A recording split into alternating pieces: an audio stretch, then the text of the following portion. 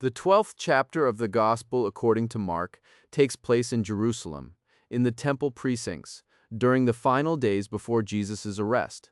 Across the chapter, various groups press him with questions designed to trap or to test.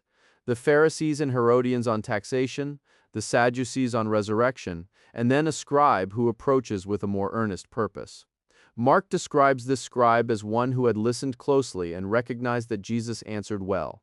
He comes forward and asks which commandment stands above all others. It is in answer to this scribe that Jesus speaks the verse at the heart of this discussion. Hear, O Israel, the Lord our God, the Lord is one.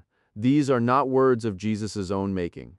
He reaches directly for the Shema, the ancient confession drawn from the 6th chapter of Deuteronomy, which every devout Israelite recited morning and evening. Jesus names it as the first and greatest commandment, then pairs it with the command to love one's neighbor.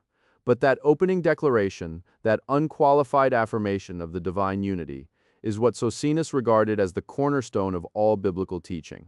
For Socinus, the weight of the word one admits no ambiguity. The Greek term used by Mark is hais, a simple numeral, not a qualified or composite unity. When Jesus repeats this ancient confession in the temple, he does not modify it, hedge it, or expand it to accommodate any notion of a plural Godhead. A Trinitarian reading, Socinus would argue, must import into this verse a doctrine the text itself resists. The scribe who hears Jesus responds by affirming the same thing. You are right, teacher. You have truly said that he is one, and there is no other besides him. Jesus replies that the scribe is not far from the kingdom of God. No correction is offered, no hidden complexity is introduced. The unity of God stands as the acknowledged foundation between them, endorsed by both speaker and listener without reserve. This same foundation was laid long before the gospel narratives. In the 45th chapter of Isaiah, God declares through the prophet, I am the Lord, and there is no other. Apart from me there is no God. That declaration is not the speech of one member within a shared divinity. It is the voice of the sole, unrivaled divine being, the one who made the heavens and shaped the earth. When Jesus in Mark echoes the Shema, he stands in that same prophetic tradition, affirming rather than complicating what Israel had always confessed.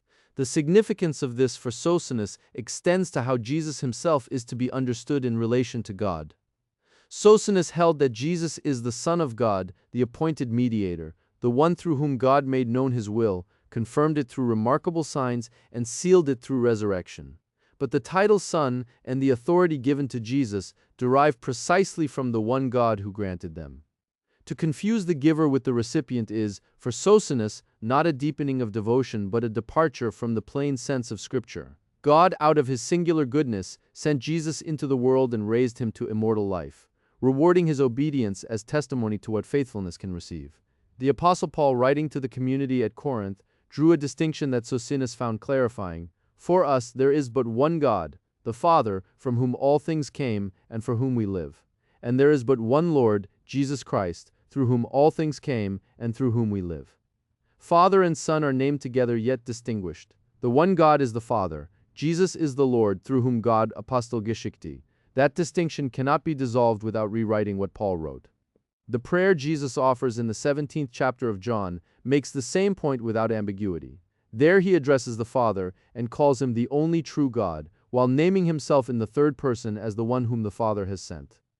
The one who is sent is not the one who sends. These two relations cannot be collapsed without forcing the text beyond what it says. What Mark chapter 12 verse 29 preserves, then, is not a prompt for theological elaboration, but a moment of unguarded clarity. Jesus, pressed by learned men at the height of his ministry, returns to the most ancient confession of Israel and repeats it without revision or supplement. He teaches that knowing this one God and loving him with the whole heart surpasses all offerings and sacrifices. The God confessed is one, the Christ who confesses it is his servant, his Son, his messenger, obedient to the point of death, and raised by that same God to a life that has no end. In closing, I want to encourage you, examine for yourself, search diligently, read the Scriptures with an open and rational mind. Socinianism does not rest on tradition or church authority, but on the conviction that God's truth is rational, clear, and morally sublime. If this perspective has resonated with you and you wish to explore the biblical Unitarian view further, visit www.socinianismus.de for in-depth articles, studies, and reflections on central theological questions.